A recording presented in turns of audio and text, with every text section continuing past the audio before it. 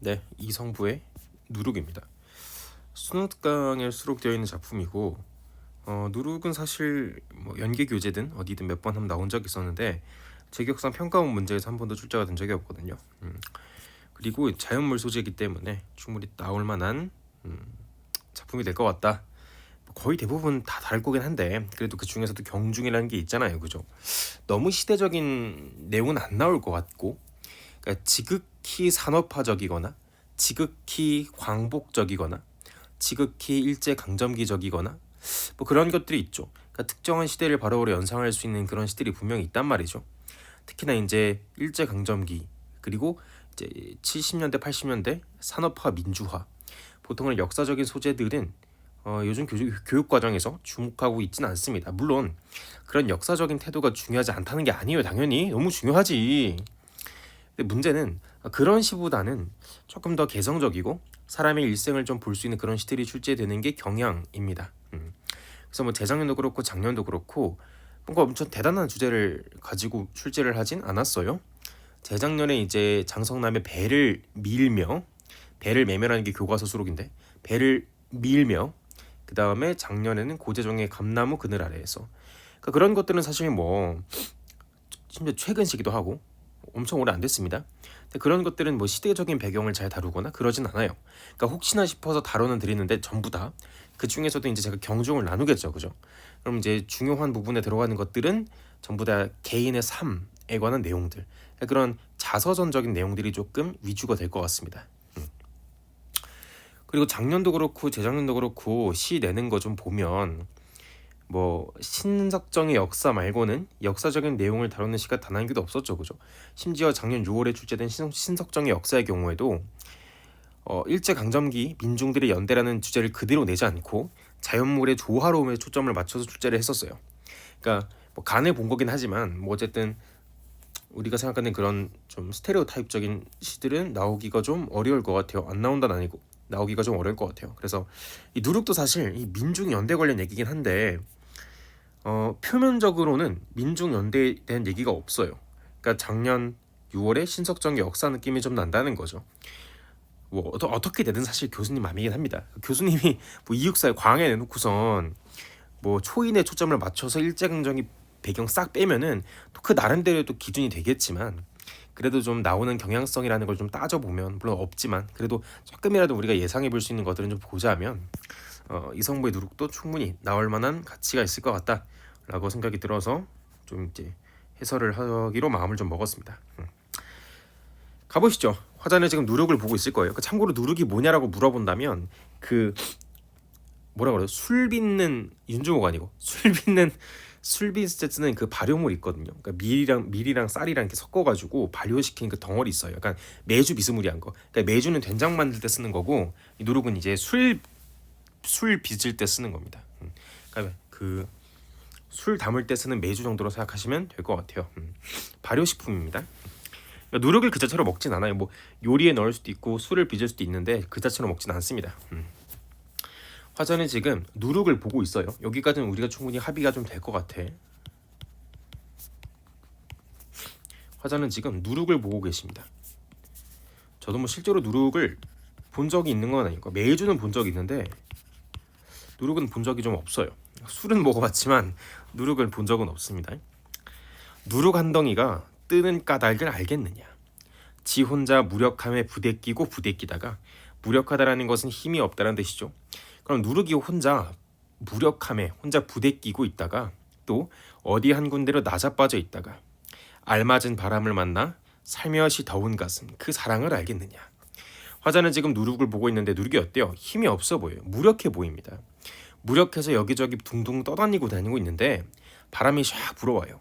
그럼 그 바람의 방향대로 누룩이 싹 흘러가겠죠, 그죠? 이 누룩이 떠 있다는 것은 장독 이런 데 담겨 있겠죠, 그죠? 그럼 장독에 바람이 싹 불면서 표면에 떠 있는 누룩이 그 바람의 방향으로 쫙 움직이겠죠. 그럼 화자가 봤을 때 이 누룩과 바람이 서로 같이 함께 있다라고 보이기 때문에 이렇게 표현을 한 거겠죠. 그러니까 누룩과 바람이 서로 사랑을 나누고 있다. 그러니까 누룩과 바람이라는 것이 서로 같이 함께 존재하기 때문에 이렇게 표현을 한 거 아니겠습니까? 그래서 화자는 자연물들에 대한 조화로움이 있습니다. 바람과 누룩에 대한 조화로움을 읽어내고 있어요. 바람과 누룩 사이에서 유대감을 읽어내고 있습니다. 또 연대감도 읽어낼 수가 있겠죠, 그죠?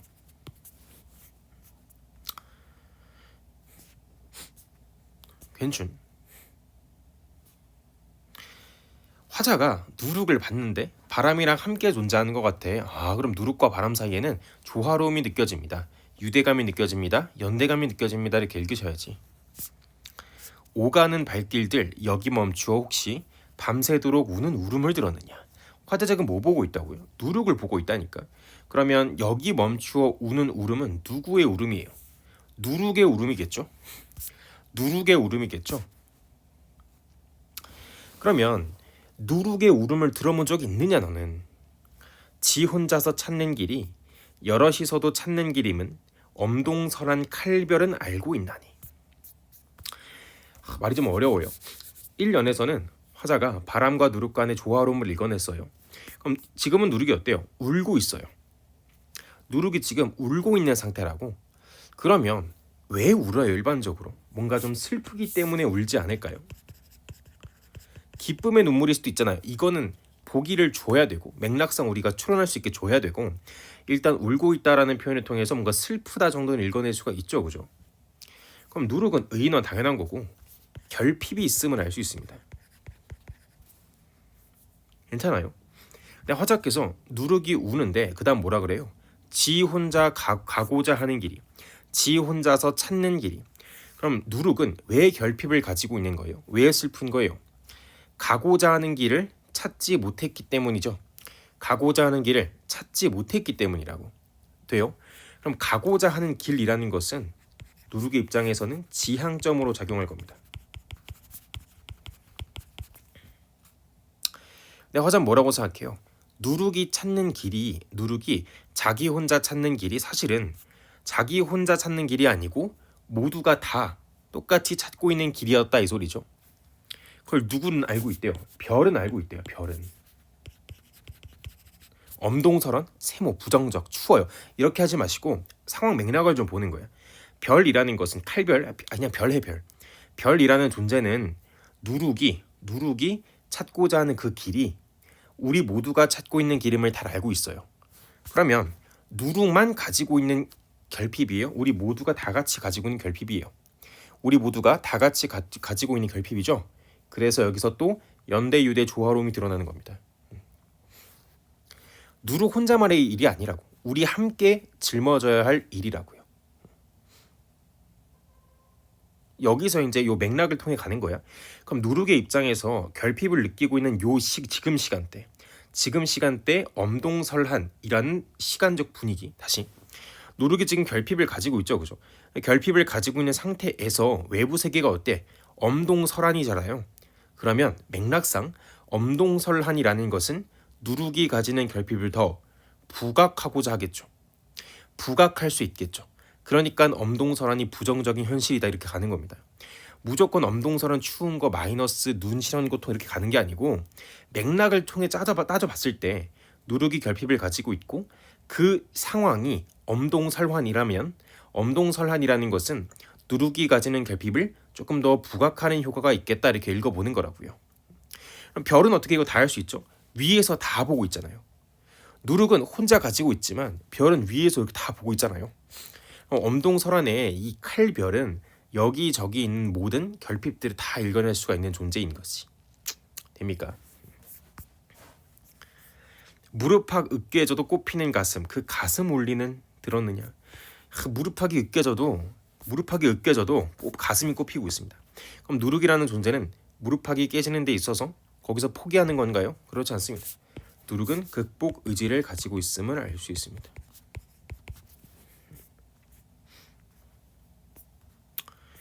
속 깊이 쌓이는 기다림. 삭고사가 부서지는 일을 보았느냐. 누룩이 계속 인내하고 기다리고 있어요. 그래서 결국엔 삭고사가서 부서져 버렸습니다. 지가 죽어 썩어 문드러져 우리 고향 좋은 물을 만나면 덩달아 함께 끓는 마음을 너 알고 있느냐. 누룩이 시간이 너무 오래 지나서 사가서 부서져 버립니다. 그럼에도 불구하고 좋은 물을 만나면 또 가슴이 끓어오른대요. 그럼 어때요? 물과도 연대 유대 조화로움이 드러나겠죠, 그죠? 바람도 맞고 물과 함께하고 이 누룩이란 존재는 다른 대상들과 조화로움을 보여주고 있는 대상인 거지. 화자로 하여금.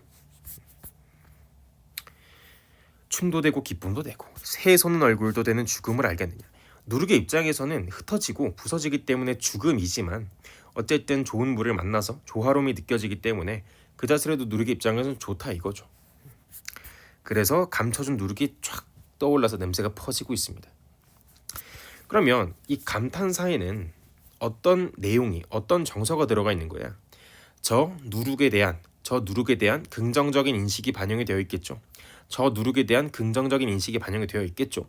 그리고 뭐 누룩에 대한 긍정적 인식을 계속해서 보여주고 있으니까 예찬적 태도까지 가는 것도 나쁘진 않을 것 같아요. 그럼 이 아란 한 글자에는 처음부터 끝까지 화자가 가지고 있는 누룩에 대한 인식이 쫙 모여 있는 거죠. 이 아 한마디에 지금까지 화자가 봐왔던 누룩의 여러 가지 고난과 결핍 그리고 의지를 다 담아낸 표현이잖아요. 이 아가. 그래서 이 아에는 시상이 집약되어 있음을 알 수 있습니다.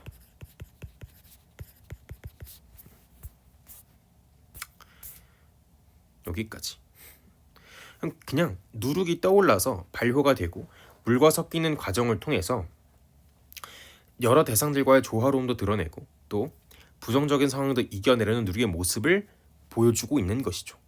그럼 왜 이것이 민중연대와 연결이 되는 거야? 내가 가지고 있는 결핍이 나만의 것이 아니고 우리 민중의 것이다.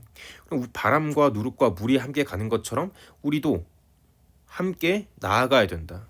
단 누룩이 가지고 있는 의지처럼 우리도 의지를 가지고 함께 나갈 수 있어야 된다라는 그 주제 의식을 던지고 싶었던 거지 화자께서는. 근데 이제 이 민중연대라는 걸 사실 지문만 읽고는 파악하기가 좀 어려워요. 그러면 뭘 내는 거야? 자연물들의 조화를 주제로 내겠죠. 보기 문제로. 작년 6월 신석정의 역사가 또 그렇게 출제가 되었기 때문에 그러니까 우리는 그냥 지문을 읽고선 여기까지만 읽어내면 돼요. 그러니까 민중연대라는 것은 사실 보기를 통해서 물어볼 수밖에 없기 때문에 여기까지 하고 우리는 다음 강의에서 만나요.